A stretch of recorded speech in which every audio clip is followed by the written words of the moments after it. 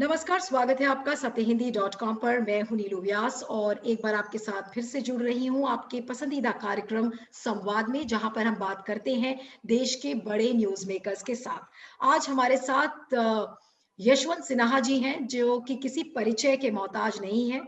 पूर्व वित्त मंत्री रह चुके हैं, बीजेपी के एक वरिष्ठ नेता माने जाते थे, लेकिन आज पश्चिम बंगाल के चुनाव जब बिल्कुल सिर पर हैं, तो उन्होंने तृणमूल कांग्रेस को ज्वाइन किया है वाइस प्रेसिडेंट की पोस्ट पर।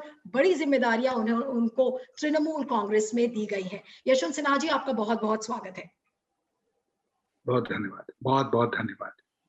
यशवंत मैं सिन्हा आपने जो अभी जो इंट्रोडक्शन दिया, जी सर। उसमें मैं थोड़ा एक संशोधन करना चाहता हूँ। बिल्कुल सर। और वो ये है कि मैंने बीजेपी 2018 अप्रैल में ही छोड़ दिया था, 3 साल पहले जी आज जी। से। जी सर। और सरकारी नौकरी में एक कूलिंग ऑफ पीरियड होता है कि आप भारत सरकार में अगर प्रतिनियुक्त हैं और फिर वापस लौटना चाहते हैं, तो कम से कम 3 साल आपको राज्य सरकार में अपना योगदान देना पड़ेगा। तो मेरा कूलिंग ऑफ पीरियड भी खत्म हो अच्छा।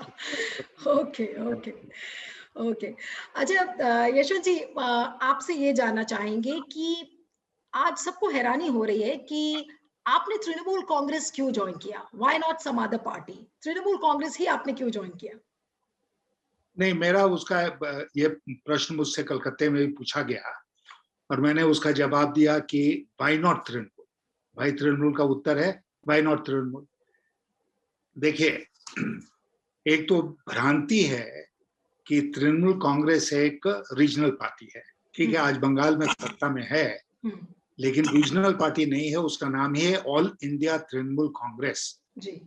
दूसरी बात, it is one of the 7 all India parties recognized by the Election Commission. हम्म।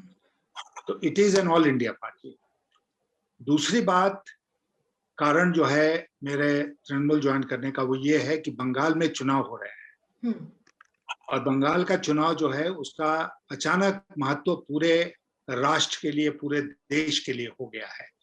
और इसलिए हो गया है कि बीजेपी ने वहां इतना हंगामा मचा के रखा हुआ है और उसकी तो गोदी मीडिया है, उसकी बदौलत ये देश भर में एक इंप्रेशन क्रिएट कर दिया है कि जैसे वो बहुत बड़ी ताकत के रूप में उभर गए हैं बंगाल में और बस इस चुनाव में वो तृणमूल कांग्रेस को हराकर सत्ता में आने वाले हैं, जो यथार्थ से बिल्कुल परे है। और इसलिए चूंकि बंगाल का ये चुनाव राष्ट्रीय महत्व का चुनाव हो गया है, इसलिए मैंने महसूस किया कि इस समय तृणमूल कांग्रेस के हाथ को मजबूत करने की जरूरत है। और मैं आज आपको बता रहा हूं एक राज की बात। वो ये है कि मैंने ज्वाइन करने के 2 दिन पहले एक छोटा सा मैसेज भेजा था डेरेक ओब्रायन को, जो मेरे मित्र भी हैं, कि मेरे टीएमसी ज्वाइन करने से अगर एक विधानसभा सीट पर भी फर्क पड़ने वाला है, तो मैं टीएमसी भी ज्वाइन करने को तैयार हूं। उन्होंने तुरंत उस पर कार्रवाई की और फिर निमंत्रण आया कि आप कोलकाता आ जाइए, ममता जी से मिलिए और ज्वाइनिंग हो जाए आपकी। तो मैं कोलकाता गया, वहां पर फिर ज्वाइनिंग वगैरह हो गई। इसलिए मैंने तृणमूल कांग्रेस को ज्वाइन किया है, क्योंकि एक वो ऑल इंडिया पार्टी है, 2 बंगाल का चुनाव जो है वो राष्ट्रव्यापी महत्व का चुनाव हो गया है और उसमें टीएमसी का जीतना एक बार फिर और बीजेपी का हारना राष्ट्रहित में होगा। लेकिन यशवंत जी, ये बताइए कि आपके आने से, जैसा आपने कहा कि अगर मेरे आने से एक सीट भी तृणमूल को मिल जाएगी, तो एक बड़ा योगदान होगा। तो आपको क्या उम्मीद लग रही है? आपने पश्चिम बंगाल आप अच्छे से समझते हैं, आपने देखा है, ट्रैवल भी किया है। कितनी सीटें आपके आने से आपको क्या लग रहा है कि कितनी सीटें आप ला पाएंगे तृणमूल के लिए? लेकिन मैं उसमें नहीं पढ़ना चाहता हूँ। मैं आपसे केवल ये निवेदन करूंगा कि ममता जी और टीएमसी, उनकी जो पार्टी है, वो आसानी के साथ इस चुनाव को जीतने वाले थे। ऐसा नहीं था कि वो हारने वाले थे और मेरे आने से वो जीत जाएंगे। वो जीतने वाले थे, बहुत अच्छी तरह से जीतने वाले थे। लेकिन जैसा मैंने आपसे कहा कि मेरे आने से अगर जरा भी उनको फायदा होता है, तो मैं वो योगदान करने को तैयार हूं, बिकॉज मैं मानता हूं कि ये राष्ट्रीय धर्म है। कितनी सीट पर विजय होगी, मेरे आने से कितने सीट पर फर्क पड़ेगा, वो आप लोगों का असेसमेंट करना काम है। मैं वो असेसमेंट में नहीं पढ़ना चाहता। बहुत सारे कुछ ऑब्जर्वर्स हैं जो ये कह रहे हैं कि शुवेंदु अधिकारी एक बड़े नेता थे ममता बनर्जी के बाद, और उनका बीजेपी में चला जाना तो ऑब्वियसली तृणमूल कांग्रेस की जो एज अ पार्टी उनकी जगह खाली हो गई थी, और एक बहुत ही वो कद्दावर नेता देख रहे थे। तो एक तरीके से आदान प्रदान हो गया है कि शुवेंदु बीजेपी में चले गए और आप तृणमूल में आ गए। ये क्या सही होगा नहीं असेसमेंट? मैं किसी के साथ, और खास करके शुवेंदु अधिकारी के साथ तो नहीं चाहता कि मेरी तुलना की जाए। वो बड़े नेता रहे होंगे, लेकिन ये जो बीजेपी है, बोरोड जनता पार्टी, मैं इसलिए कर रहा हूँ बोरोड जनता पार्टी क्योंकि ये दूसरे दलों से लोगों को चुनाव के समय तोड़ती है, अपने दल में शामिल करके उनको लड़ाती है, और वो अचानक बहुत बड़े नेता हो जाते हैं। लेकिन बोरोड जनता पार्टी जो है, वो उसके बाद बावजूद बंगाल में उसका प्रदर्शन शानदार नहीं होने वाला है। और जैसा मैंने कहा, मैं किसी से अपनी तुलना नहीं करना चाहता हूँ। अधिकारी जी हमसे बहुत बड़े नेता हो सकते हैं, मैं एक छोटा मोटा कार्यकर्ता हूँ। लेकिन मैंने ज्वाइन इसके वास्ते किया कि मैं चाहता हूँ कि तृणमूल भारी बहुमत के साथ इस चुनाव को जीते। यशो जी, अभी देख के क्या लग रहा है कि जो पश्चिम बंगाल का चुनाव है वो किस ओर जाता हुआ दिख रहा है? क्या आपको वाकई में कांटे की टक्कर तृणमूल कांग्रेस और बीजेपी के बीच में नजर आ रही है? नहीं, बिल्कुल नहीं नजर आ रही है। कांटे का टक्कर जो है, मोदी मीडिया का क्रिएशन है। कोई कांटे का टक्कर नहीं है। ममता जी पिछली बार से भी ज्यादा सीट के साथ इस बार जीतेंगी। लेकिन जैसा मैंने कहा कि एक हंगामा मचा हुआ है बीजेपी को लेकर, वो हंगामा स्वयं बीजेपी ने मचाया है। बीजेपी की जो हालत है बंगाल में, उसको आप देखिए ना, रिसाइकलिंग कर रहे हैं वो लोग। किसको रिसाइकिल कर रहे हैं? जो केंद्र में थे, जो पार्लियामेंट में हैं, उनको वापस ले जाके वहां लड़ा रहे हैं कि उनके पास नेतृत्व का संकट है, उनके पास कैंडिडेट भी नहीं है। इसलिए यहां से एमपीज को ले जा रहे हैं दोबारा चुनाव विधानसभा में लड़ने के। क्या मतलब है इसका? दूसरी बात जो है वो ये है कि बीजेपी के पास कोई चेहरा ही नहीं है चीफ मिनिस्टर का बंगाल में, नहीं है ना। अगर होता तो वो कहते कि भाई ये हमारे मुख्यमंत्री के दावेदार हैं। लेकिन जैसे कि लोकसभा के चुनावों ने कहा, कौन दावेदार है प्रधानमंत्री का? हमारे पास मोदी जी है। इस बार क्यों नहीं कह रहे हैं कि बंगाल में कौन दावेदार है मुख्यमंत्री के पद का? क्योंकि उनके पास कोई नेतृत्व ही नहीं है। तो उनका हारना तय है। जितनी भी वो कसरत कर ले, जीत के से बहुत दूर वो रहेंगे बंगाल में, इसमें कोई शक नहीं है। और मैंने जैसा बार बार आपको कहा है कि ये राष्ट्रीय हित में होगा कि बीजेपी बंगाल में हारे, सारी कसरत के बावजूद। लेकिन यशवंत जी, आप इसे राष्ट्रीय हित क्यों कहते हैं? कि राष्ट्रीय हित में होगा कि अगर बीजेपी वहां पर हारती है और तृणमूल अगर जीतती है, तो किस रूप में इसे देखते हैं आगे बढ़ते हुए इस चुनाव में? मैं इस तरह इसको देखता हूँ कि लोग अक्सर ये सवाल पूछते हैं कि भाई अटल बिहारी वाजपेयी की बीजेपी में और आज की बीजेपी में क्या अंतर है। तो मैंने कोलकाता में भी इस बात को कहा कि अटल जी जो थे वो लोगों को कोऑप्ट करने में विश्वास करते थे कि अगर फारूक अब्दुल्ला कश्मीर में है तो उनको साथ ले आओ, शिवसेना महाराष्ट्र में है उनको साथ रखो, अकाली दल पंजाब में है उनको साथ रखो, अन्ना डीएम के साथ आने को तैयार है उनको रखो, चंद्रबाबू नायडू को साथ रखो, बीजू जनता दल को साथ रखो, ममता बनर्जी को साथ रखो, एजीपी को साथ रखो, नीतीश कुमार को साथ रखो, शरद यादव को साथ रखो। आप देखिए ना किस तरह का कोएलिशन वाजपेयी जी ने बनाया था। उनकी ये नीति नहीं थी कि हमारे जो विरोधी हैं उनको क्रश कर दो, उनको रौंद डालो, कुचल डालो। नहीं, उनको साथ लाओ और फिर कंसेंसस के आधार पर राजनीति करो। आज कंसेंसस के आधार पर राजनीति नहीं हो रही। बीजेपी के सामने जो भी खड़ा है विरोध में, उसको बीजेपी अपना दुश्मन मानती है और चाहती है कि उसको न केवल पराजित करे बल्कि उसको रौंद के बराबर के लिए खत्म कर दे। ये प्रजातांत्रिक एक एटीट्यूड नहीं। इसलिए मैं कह रहा हूं कि बीजेपी को सबक सिखाना जरूरी है, क्योंकि देश में प्रजातंत्र की अगर रक्षा करनी है तो इस फोर्स को हम लोगों को कमजोर करना पड़ेगा। लेकिन यशवंत जी, आप उस बीजेपी का हिस्सा नहीं थे जब मोदी जी सरकार में आए, और जाहिर सी बात है कि जो मोदी स्टाइल ऑफ पॉलिटिक्स है वो आपको बिल्कुल पसंद नहीं थी, जो कि आपने खुद बोला कि वाजपेयी जी के जमाने में एक ऐसी हम लोगों ने प्रक्रिया देखी थी और अब वो बिल्कुल फर्क है। लेकिन ऐसी पॉलिटिक्स को आप क्या कहेंगे? क्योंकि ऐसा लग रहा है कि बीजेपी की पॉलिटिक्स को कभी-कभी तृणमूल भी अपनाने की कोशिश करती है, और उसका मैं आपको एग्जांपल दे के बता रही हूँ कि जैसे कि जो हिंदुत्व की पॉलिटिक्स थी, तो बीजेपी ने मजबूर कर दिया कि तृणमूल भी कुछ उसी पद्धति पे चले, और देखिए हमने देखा कि ममता बनर्जी ने स्टेज से चंडी पाठ किया, फिर उधर कलमा पढ़ा जा रहा था बीजेपी की तरफ से। तो ये कैसी पॉलिटिक्स दिख रही है आपको? नहीं, इसमें कोई बड़ी बात नहीं है। बीजेपी ने अ, धर्म की राजनीति की पहले भी, आज भी कर रही है, और खास करके बंगाल में कर रही है। हम्म। ममता जी ने जो चंडी पाठ किया, वो क्या दिखाने के लिए किया कि हम प्रैक्टिसिंग हिंदू हैं। हम हिंदू धर्म को या किसी धर्म को का सहारा राजनीति में नहीं लेना चाहते हैं, लेकिन हिंदू धर्म का ठेका भारतीय जनता पार्टी ने नहीं ले रखा है। हम भी हिंदू हैं, मैं भी मानता हूं कि मैं हिंदू हूं, और जो लोग भारतीय जनता पार्टी में उनसे कहीं ज्यादा बढ़ चढ़ के हिंदू हूं, रोज पूजा पाठ करता हूं, लेकिन मैं इसका राजनीति में उपयोग नहीं करूंगा। अगर कोई चुनौती देगा तो मैं बताऊंगा अपने बारे में, लेकिन राजनीति में इसका उपयोग नहीं करूंगा। मैं ममता जी के चंडी पाठ को इसी दृष्टिकोण से देखता हूं। लेकिन जो एक इम्प्रेशन जाता है कि इस समय जो पार्टीज हैं, खासकर तृणमूल और कांग्रेस और बीजेपी के परिप्रेक्ष्य में ही बात करूंगी, कि ऐसा लग रहा है कि पार्टीज प्रूव करने में लगी हुई हैं कि देखिए कौन बड़ा हिंदू है। तो ये जो हिंदुत्व की, पहले हम मुस्लिम अपीजमेंट देखते थे, अब हिंदू अपीजमेंट देख रहे हैं, तो क्या ये कोई एक नया मोड़ आप देख रहे हैं राजनीति में?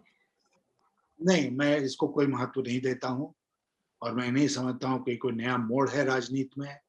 इस देश की भारी बहुसंख्यक जनता जो है वो हिंदू है, हम जानते हैं 80-82% लोग हिंदू हैं, और हिंदू धर्म है, हम में से बहुत से लोग हिंदू हैं, और हम एक क्या हम कहेंगे, प्राउड हिंदू हैं। लेकिन इसका ये मतलब नहीं है कि हम हिंदू धर्म का दुरुपयोग कर रहे हैं राजनीतिक फायदे के लिए।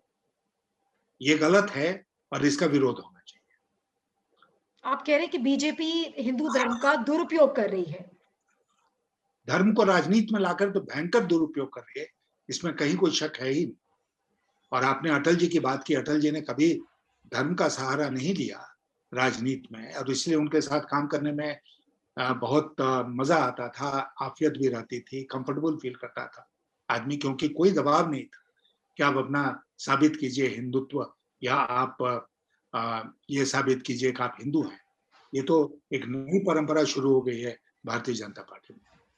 लेकिन यशवंत जी, आपको लगता है कि कहीं ना कहीं हो सकता है ये बीजेपी की कोई मजबूरी हो कि ये बिना धर्म के शासन कर ही नहीं सकते हैं? क्योंकि विकास की बात तो करते हैं, लेकिन जमीनी हकीकत ये है कि वो बिना धर्म के राजनीति कर ही नहीं सकते। नहीं तो गलत बात है ना। ये बात जो है, जो आप कह रही हैं, अगर ये सच्चाई है तो गलत है, और इसका विरोध होना चाहिए। क्योंकि बीजेपी अगर केवल धर्म के नाम पर ही राजनीति करेगी, उसी से उसको ताकत मिलेगी, तो नहीं, ऐसा नहीं होने देना चाहिए। और इसका बहुत, जितना पुरजोर विरोध हम कर सकते हैं उतना विरोध होना चाहिए।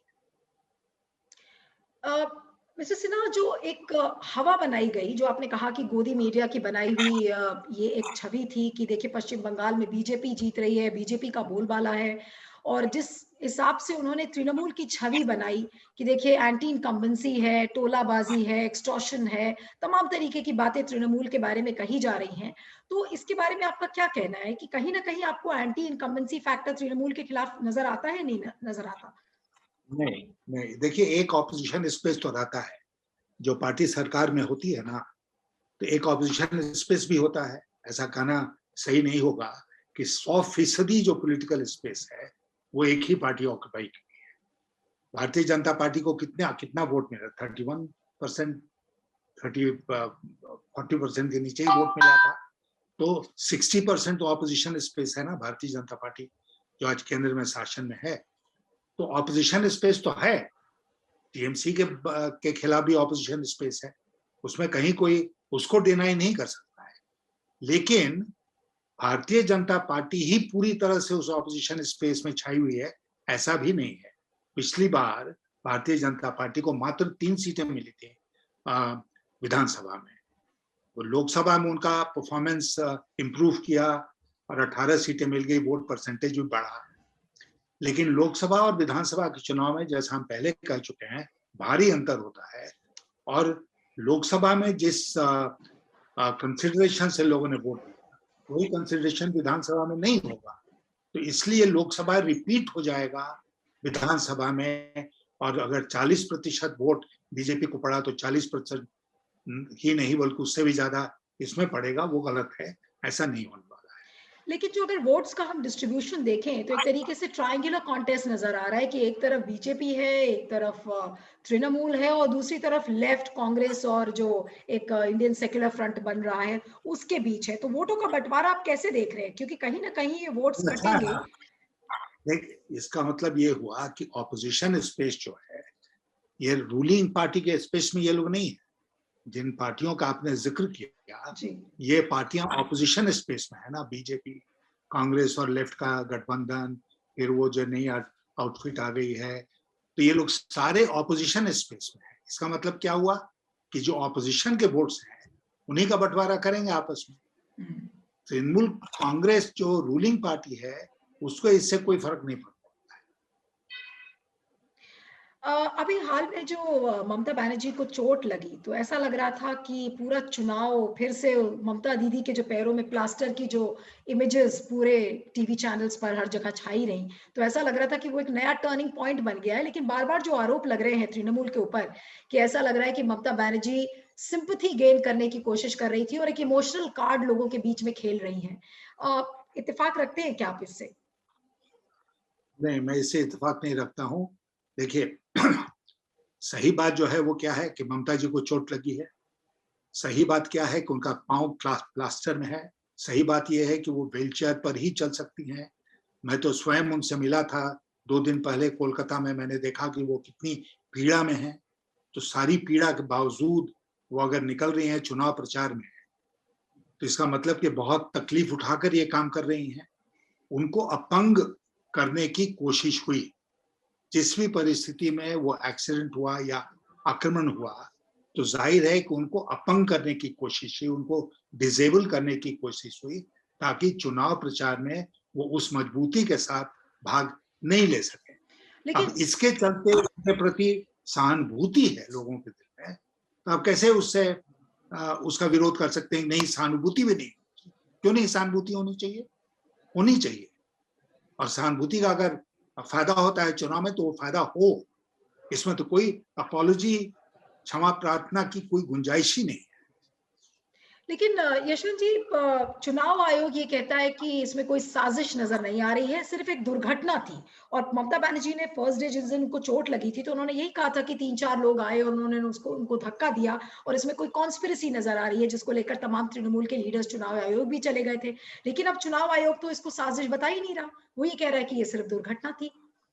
तो कैसे समझा जाए जो देखिए, चुनाव आयोग का जो रोल है इसमें पूरे चुनाव में? चुनाव आयोग के कार्यकलापों पर मैं क्या टिप्पणी करूं?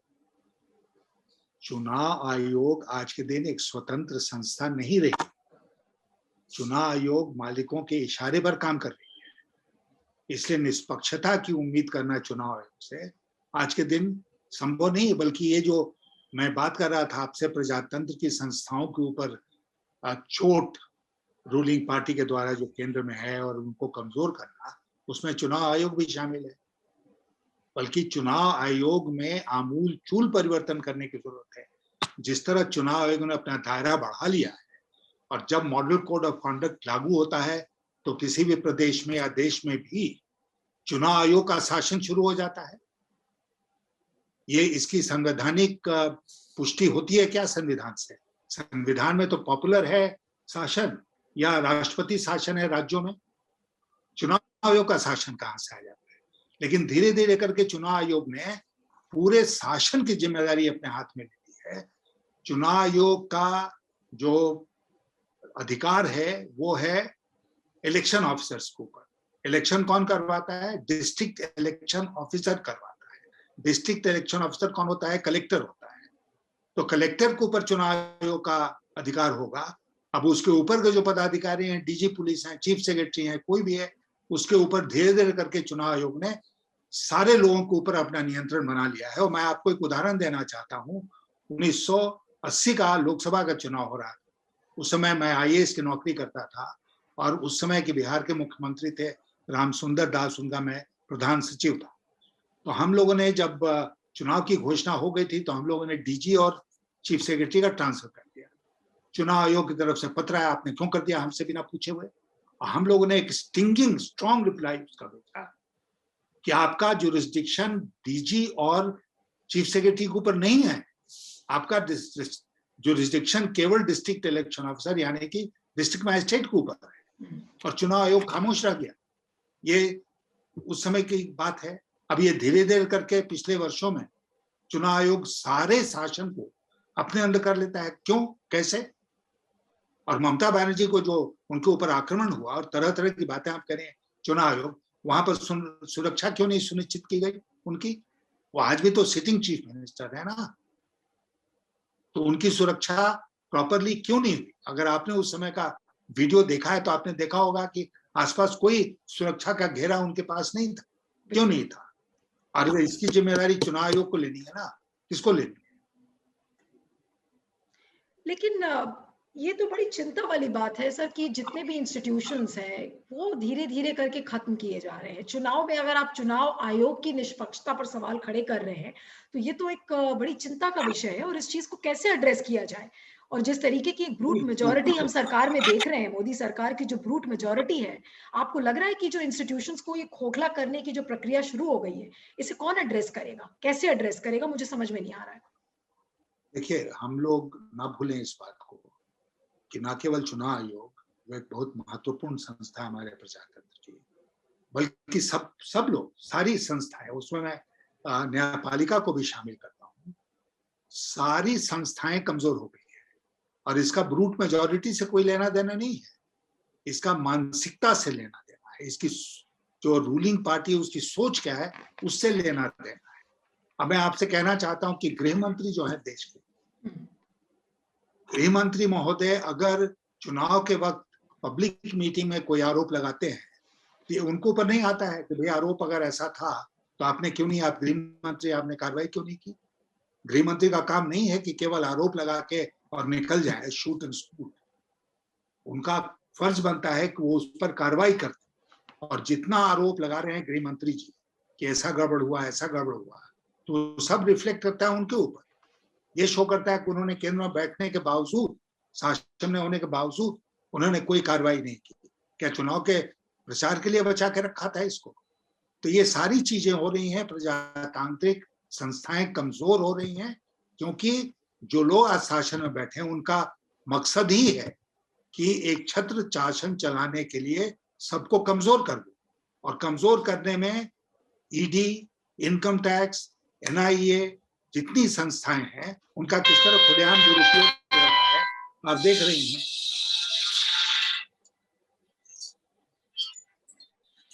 जी सर। जी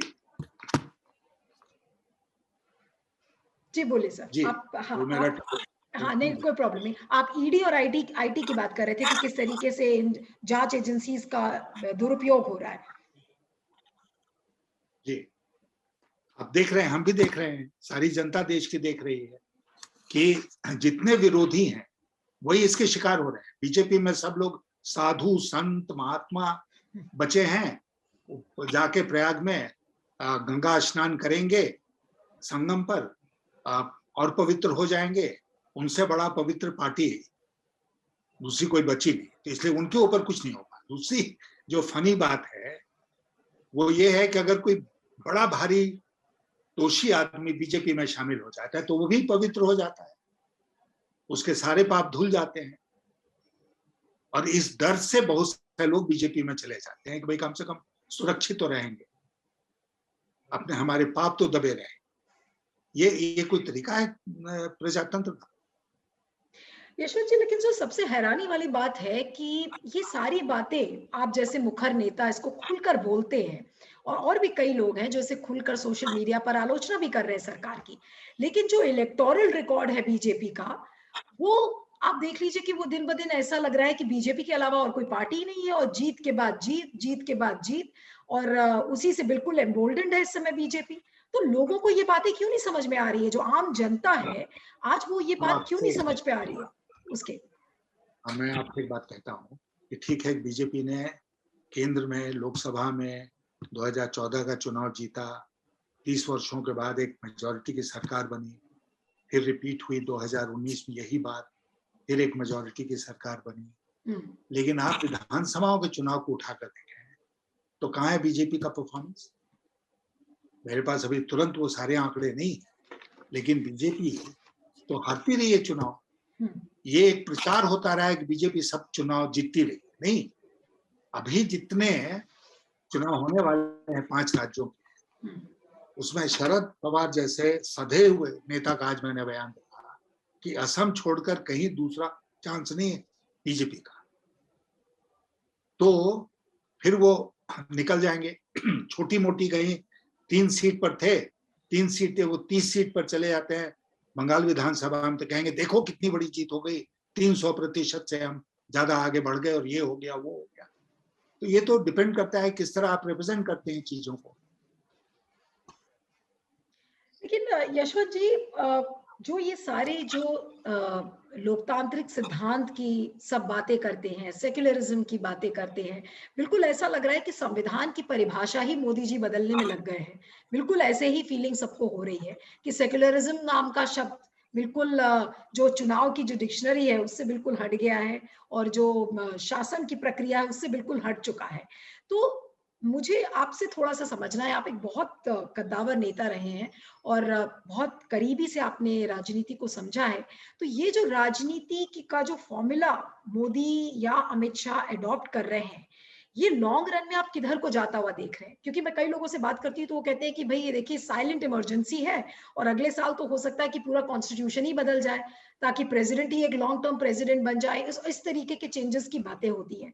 तो लॉन्ग टर्म यानी कि आगे के या 2024 तक की अगर मैं बात करूं, तो किस तरीके से आप चीजें पलटती हुई देख रहे हैं?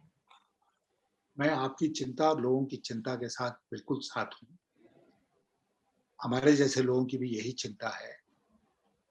और मैं नहीं समझता हूँ कि हालांकि वो दिन आएगा जब ये संविधान को बदलने में कामयाब होंगे, ये सेंट्रल विस्टा को दिल्ली में बदल दें, वो दूसरी बात है, आज सत्ता में है, लेकिन संविधान को नहीं बदल पाएंगे। नया पार्लियामेंट बिल्डिंग बना दें, लेकिन संविधान को नहीं बदल पाएंगे। और मैं मानता हूं कि देश की जनता इन सब बातों को देख रही है, समझ रही है। ऐसा सोचना गलत होगा कि नहीं समझ रही है। और ये जितना भी धर्म का दुरुपयोग कर ले, जितनी भी ये संस्थाओं का दुरुपयोग कर ले, जितनी भी कोशिश कर ले लोगों को डराने धमकाने की, मुझे लगता है कि जब तक आपके जैसे हमारे जैसे लोग हैं भारत में, तब तक और वो खड़े हो जाएंगे तो हम सरकार की इस प्रवृत्ति को रोक सकते हैं। और ये मैं मानता हूं, इसलिए मैंने राष्ट्र धर्म और राष्ट्र हित की बात की कि हम सब लोगों का ये कर्तव्य बनता है कि हम इस प्रवृत्ति के खिलाफ खड़े हों और इसका विरोध करें, और ये देखें कि ये संविधान में आमूल कोई परिवर्तन नहीं कर पाए। लेकिन यशवंत जी, जो सारी बातें हम कर रहे हैं आपस में लोकतांत्रिक सिद्धांतों की, और ये बातें प्रचारित भी होनी चाहिए, वायरल होनी चाहिए, ताकि लोग ज्यादा देखें। लेकिन आप देख रहे हैं कि एक सेक्शन है मीडिया का जो, जिसे कि गोदी मीडिया का नाम दिया जाता है, और वो सिर्फ मोदी जी के गुणगान करता है, अमित शाह जी के गुणगान करता है, बीजेपी की तारीफ करता है, लेकिन इनको, इस मीडिया को इन बातों से मतलब नहीं है। तो जब हम और आप जैसे लोग इन बातों को करते हैं, तो इसे कैसे ज्यादा लोगों तक पहुंचाएं, ताकि लोग समझ पाए कि वाकई में मोदी सरकार की असलियत क्या है? तो आपने बिल्कुल सही कहा, ये लड़ाई आसान लड़ाई नहीं है, क्योंकि कई कारणों के चलते, जिसमें सरकारी एजेंसियों का दुरुपयोग भी शामिल है। उन्होंने लोगों को डराने का काम किया है और मीडिया के लोगों को भी डराने का काम किया है। मैं आपको उदाहरण देता हूँ। अरुण शौरी, हम और प्रशांत भूषण एक दिन प्रेस क्लब में एक पत्रकार सम्मेलन कर रहे थे किसी मुद्दे पर।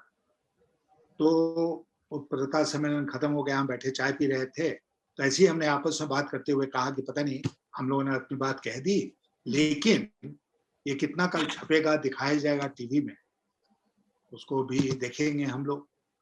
तो एक पत्रकार था नौजवान हमारे साथ खड़ा, उसने कहा कि आप जो बात कह रहे हैं वो सही है, लेकिन मेरी नौकरी कल चली जाए तो क्या आप मुझे नौकरी देंगे? और मैंने हाथ जोड़कर उसको नमस्कार किया और मैंने कहा कि भाई नौकरी बचाओ, वो ज़्यादा ज़रूरी है। मेरा साथ देने की की ज़रूरत नहीं है तो मत दो मेरा साथ, लेकिन नौकरी को बचाओ। क्यों? कितने पत्रकारों की नौकरी चली गई, यही है ना हाल के दिनों में। और कोई देश में क्रांति हुई? नहीं। मैं आपको एक बात और बता दूँ, क्योंकि मैं बहुत दिनों से इसको देख रहा हूँ और जेपी मूवमेंट को, हालाँकि मैं सरकारी पदाधिकारी था, मैंने बहुत नज़दीक से देखा है। इस देश की जनता सारी बातों को सोचती है, समझती है, चिंता करती है और जब मौका मिलता है क्रांति नहीं करती है, सड़कों पर बहुत कम उतरती है। आज ये बहुत अप्रत्याशित बात है कि किसान जो है वो सड़कों पर उतर रहे हैं, क्योंकि वो बिल्कुल सर से पानी गुजर गया। लेकिन जनता जो है वो अपने वोट का प्रयोग करके चोट देती है जो लोग इस प्रकार के गलत काम करते हैं, और वो सब बात समझती है। अल्टीमेटली डेमोक्रेसी में हमें जनता में विश्वास रखना होता है। लेकिन जनता आपने कहा कि अगर विधानसभा के चुनाव देखें तो देखिए बीजेपी कहीं न कहीं परास्त होती हुई नज़र आ रही है। लेकिन सेंट्रल लेवल पर एक ऐसी हवा बनी है बीजेपी के अलावा और कोई पार्टी ही नहीं है। तो स्टेट लेवल पर और सेंट्रल लेवल पर जो ये एक विरोधाभास दिख रहा है, जो डिफरेंस दिख रहा है बीजेपी के परसेप्शन में, इसको और कैसे इम्प्रूव किया जाए और क्या पश्चिम बंगाल का चुनाव इस चीज़ को कर पाएगा? देखिए, मैं आपसे ये कहना चाहता हूँ बहुत गंभीरता के साथ कि ये वैक्यूम दिख रहा है सेंट्रल लेवल, और इसीलिए लोग ऑपोजिशन यूनिटी की बात करते हैं। हुँ। ऑपोजिशन यूनिटी में बहुत सारी दिक्कतें हैं। ये इतना आसान काम नहीं है कि कोई कह दे और ऑपोजिशन यूनिटी हो जाए। लेकिन मुझे लगता है कि ये जो 5 राज्यों के चुनाव हैं और खास करके पश्चिम बंगाल का जो चुनाव है, ये जब चुनाव संपन्न हो जाता है, इसके सही नतीजे आ जाते हैं देश के सामने, तो ऑपोजिशन यूनिटी को एक नया बल मिलेगा और उस दिशा में हम सबको प्रयास करने की ज़रूरत है, ताकि एक ऑपोजिशन यूनिटी बने, नेशनल लेवल पर दिखे, और ऐसा नहीं हो कि जैसे बीजेपी के लिए पूरा फील्ड खाली है और बीजेपी के अलावा नेशनल लेवल पर कोई है ही नहीं। ये एक आवश्यक अ, टास्क है जिसको करना पड़ेगा ऑपोजिशन को। लेकिन यशवंत जी, आप मानते हैं कि इस समय अगर देश में कुछ गिने-चुने ही नेता हैं जो एक्चुअली मोदी जी को चुनौती दे रहे हैं, उनमें एक ममता बनर्जी तो है ही, साथ में उद्धव ठाकरे का नाम जुड़ा हुआ है कि उद्धव ठाकरे जी भी ऐसा लग रहा है कि बीजेपी की भाषा में ही बीजेपी को समझाने की कोशिश कर रहे हैं और उन्हीं को टक्कर देने की कोशिश कर रहे हैं। शरद पवार जी का भी नाम है उनमें। तो ऐसे नेताओं को कैसे बल मिलेगा इस समय?